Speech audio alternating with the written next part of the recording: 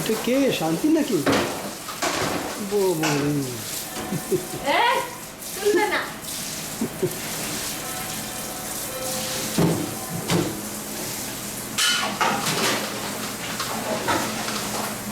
হরে কৃষ্ণ মাতাজি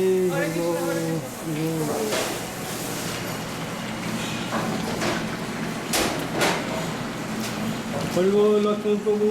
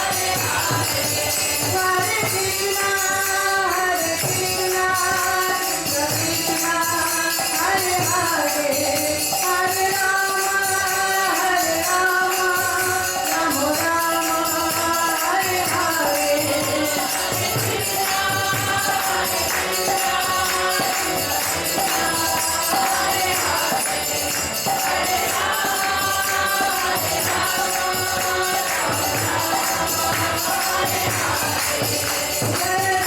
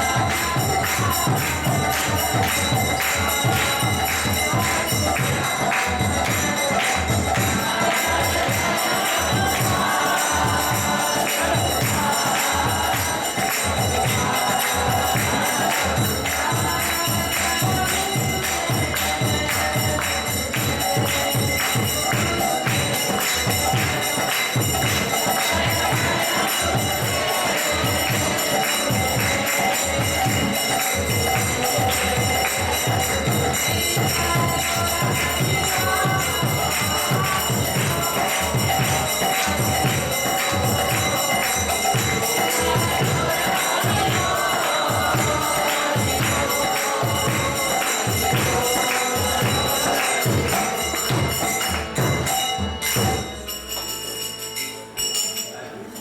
श्री भगवान की जय। महाराज महाराज की जय। गोविंद की जय। गौर प्रेमानंदे। जय प्रभुपाद बोलो।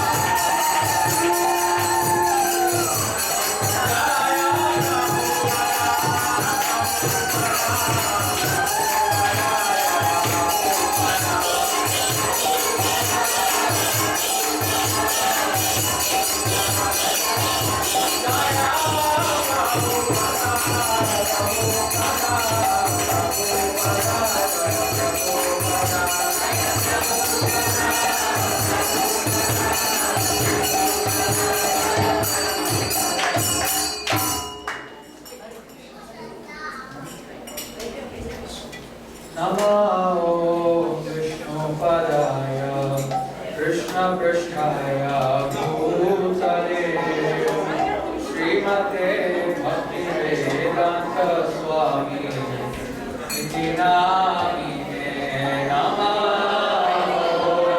Vishnu Padaya Krishna Pristhaya Bhutale Srimate Bhakti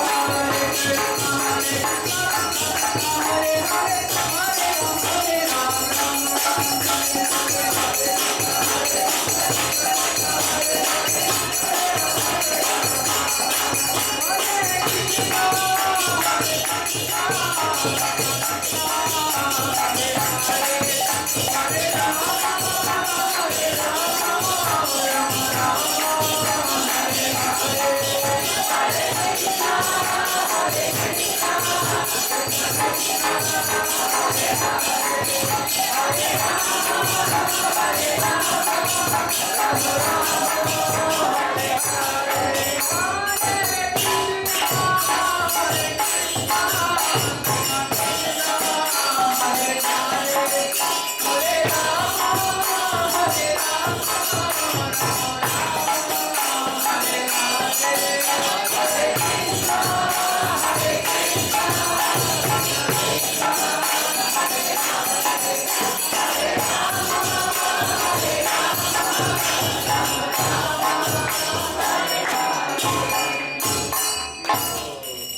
we think we're happy, so we don't see the necessity to spend time, quality time. People talk about quality time.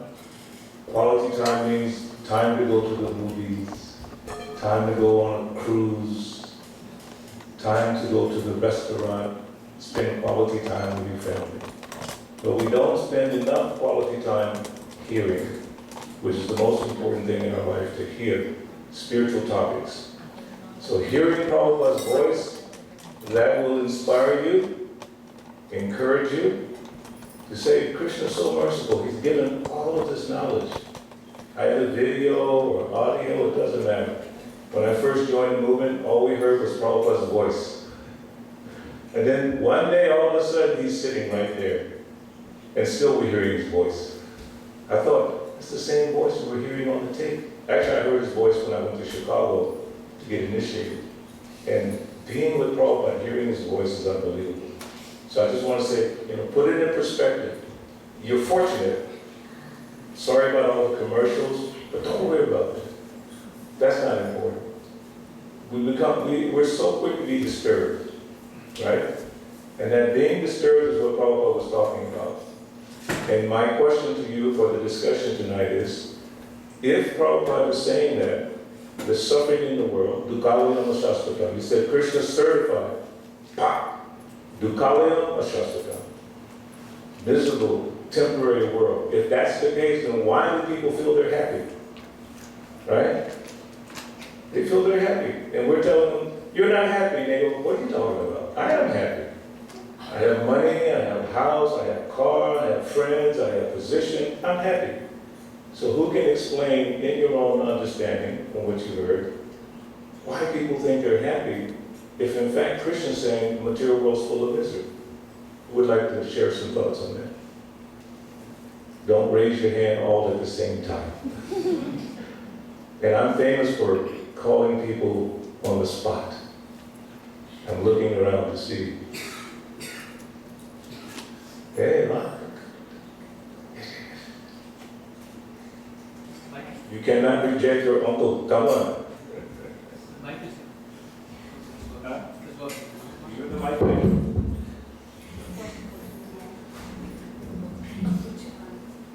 Why people think they're happy if in this world there's only unhappiness? Well, I think Microphone. I don't know the right answer, but my guess is that maybe they're polluted by its material nature. They think that they're happy. That's my best answer. You hit it on the head. Okay, let's get a couple more. Then I'll give you a verse that can help you. Who else? Come on, don't be shy. Gita Mataji, yeah. Hare Krishna. Is that my book? I think the back. That was green. It was green. Is it working? Yeah. Speak into the mic. Hold the mic. Hare Krishna. According to me, Happiness is satisfaction. And it's very hard to have satisfaction because you have like What is this? Yes, ma'am.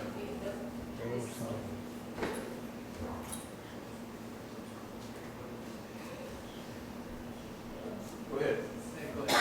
Hare Krishna, just letting you know that according to me, according to Bhagavad Gita, happiness means naturally satisfaction, which human beings nowadays, the way the world is running, the materialistic world, people don't stay happy because whatever you have, you are insecure, you want better, you think you won't have it, you have, fear of negative results. And that is the reason people assume they are happy, they will get this, they will be happy, they will get that, they will be happy. But really speaking, every individual is individual and depends how satisfied you are with the way achievements you are doing. And the major thing is, even though you have mental peace comes through bhakti. faith in God, and karma, which is Bhagavad Gita. So you have everything, but you are going to take all your actions which you have, how you receive your happiness. And many people, even by stating his happiness, some people have nothing and they want to live an honest life. They are satisfied with what they have, doesn't matter what the world is. So happiness to me is in yourself. You should mentally and physically feel satisfied what you have and thankful to God you have what you have. Good. And that's what I do. There you go. Next.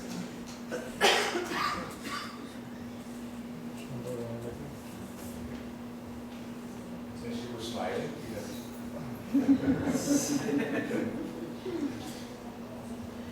why do people think they're happy if the fact of the matter is there's no happiness?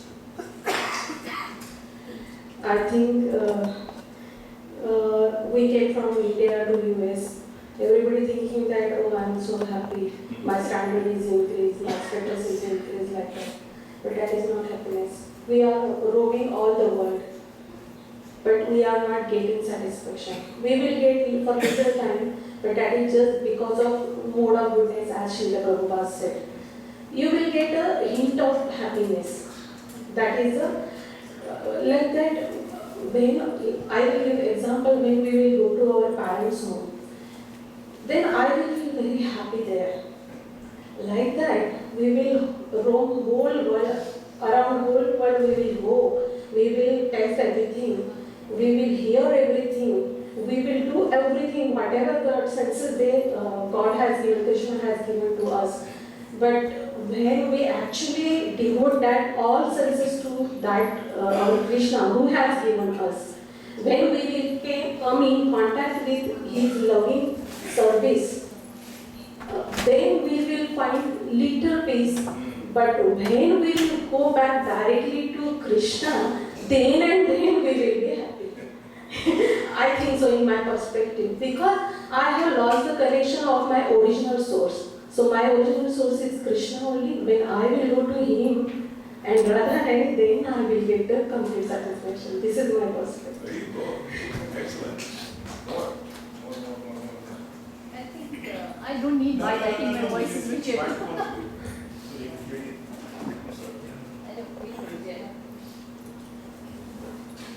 I think like this is what we call as Maya. The people think they are happy, but that's what Krishna doesn't want them to come back to Him. So they are just enjoying. The moment they will realize it's just a Maya that we are happy, they will come soon to Krishna consciousness. That's what I feel so. Yes. There's just a Maya. That's what the definition is. You feel very happy, but you are not actually. Great. Thank you, Hare Krishna. So I heard this one saying before. They say the sweet is never sweet until you've tasted bitter. So I think that people don't know how sweet Krishna is. They don't know how wonderful He is and how much He can give you so much pleasure and happiness. And I think because of them not being able, not tasting the nectar of Krishna or Srila Prabhupada's nectar, I think they're blind. They think that, like Mataji was saying, going to her parents' house is a source of happiness for her. Then in that way, they think they're always searching for that bit of happiness, like that gives me happiness, and that's what they're searching for that level of happiness. They don't know the higher happiness. They never experienced it. So, and like this Mataji even said, maybe Krishna doesn't want them to feel that they're missing something, that they're not happy without Krishna, because it's not their turn to go back to Godhead, or it's not their turn to be Krishna conscious. It's just they have to come back to this material world and believe that this is happy, this is happiness, this is peace, this is joy, and they're going to keep coming back into this material world because they're attached to that. But we as devotees, as Srila Prabhupada saying, karmis think that way, but we as devotees, we know that we have a necessity. It's Govinda necessity. We need Krishna, so we're hankering for Him, and we know that we can't feel all the way happy because we know that we're missing one thing. And I think that karmis, they think they're happy because they never tasted that. Wow. Okay, the ladies have already spoken, now the gentlemen. Guys, speak. Someone else here? Okay. All the boys have to speak. No, you don't get the mic. I think it's more of perception. So what is happiness? The definition of the happiness. Everybody will have their own perception. They've been taught from childhood or what they see or learn. So that is where they are trapped. I mean, till they, I mean, that is the way towards Krishna. Once you start asking that what is happiness, what, I mean, am I really happy? What have I tasted? So then only once they start, moving towards the Krishna consciousness, then they will know whether they got bitter feeling mouth of the sugar. You'll be able to define the happiness at that point of the time. Otherwise, I mean, what you might be thinking that you are happy or whatever the thing you have heard and saw, but you never know. You cannot let them know what exactly it is.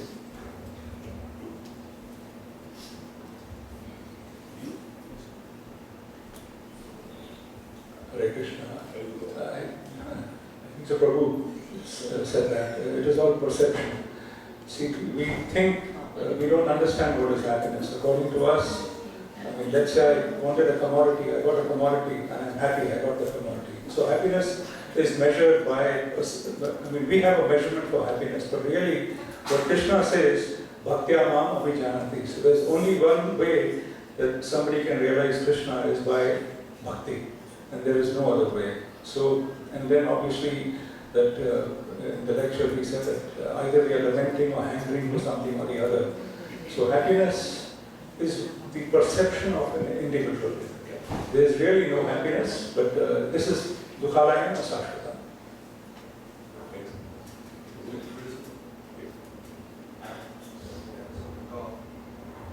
Hare Krishna. Happiness is the peace, and also happiness is different way.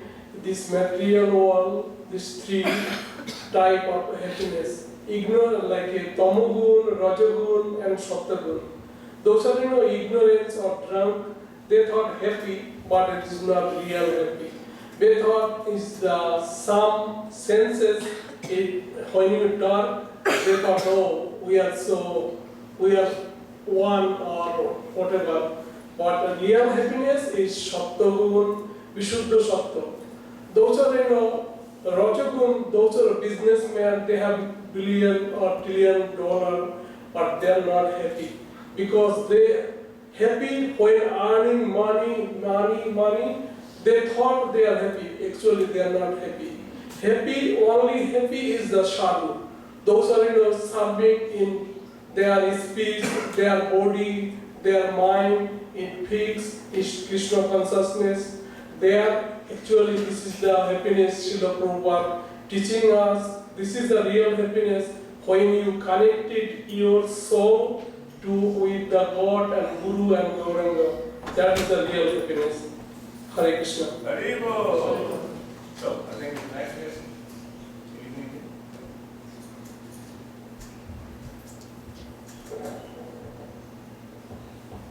I need one assistant to read something from Bhagavad Gita. Who would? Is there a Bhagavad Gita there? Who's closer to the Bhagavad Gita? So I'll give you a couple of verses that you can help you solidify this understanding. First, I'll give you an example. So-called happiness, right? No, I'll take it. You look at find chapter 3, text 27. Can you do that for me? You can sit here. So Prabhupada always gave the example that during the colonial times, the British times, they had something called a dunking stool. And the dunking stool is an example of happiness and distress. As you said, it's perception, right? So the man is on the dunking stool as a punishment. This is the way they would punish people. So they put him on the dunking stool, put him in the water, and keep him there. He's gasping for air, suffering, right? You would agree? He's drowning, suffering, yes? Then bring him up out of the water. He goes, happiness. So what is that philosophically? The happiness is the absence of the distress. He was actually suffering, and now he's not suffering, so I'm happy. You're such a good student. So that's how the material world works. So then someone mentioned about being connected to Krishna. If a leaf is detached from the tree, can it be happy? Is it possible? If the leaf is detached from the tree, the only hope for happiness for the leaf is to do what? Remain attached to the tree. And one other example, what Prabhupada called it, satuarday. The senses, they went on strike. You know, you have your senses, smell, touch, taste, all that. So there's an old example. The senses went on strike. You know what a strike is. They stop working, they start complaining. So the tongue said, I'm not working anymore for that lazy stomach. I'm always putting things in the mouth, and then that stomach is doing nothing. I'm not working anymore. The hand said, you know what? I agree with you. I'm not working anymore. And all the senses said, okay, it's a good logic. That stomach is lazy. We have to work. Moving here, moving there, gathering this, doing that, cooking. We're not doing it anymore. So they went on strike. A few days later, what happened? Tongue said, I don't feel right. Something's not right. The hand said, you know what? I feel kind of funny also. I don't feel strong anymore. And an intelligent person, guru, explains. You're not connected to the source of your happiness. If the senses want to be happy, everything has to go to the stomach. So if we want to be happy, first we have to satisfy Krishna. If we don't, we'll think we're happy. So Bhagavad Gita 3:27, such a powerful verse. Prakrite kriyamanani gunai karmani sarvasa ahankara vimudatma kartahamiti manyate. The spirit soul, bewildered by the influence of false ego, thinks himself the doer of activities that are in actuality carried out by the three modes of material nature. So there's your answer. Bewildered. Vimud Atma. Atma means the soul. Vimud Atma means you're bewildered. We think we're doing it. Guess what? We don't do anything. I know that's hard to accept, but we think we're doing it. That's what it's saying. Bewildered soul thinks he's doing it. So we're not doing anything. Everything is being done by the material nature, and Krishna controls material nature, Maya Dakshina Prakriti, all controlled by Krishna.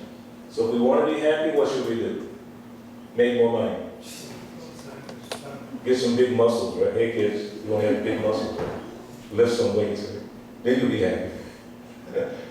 If we want to be happy, what should we do? No? Huh? Tell me. What is that? Someone said?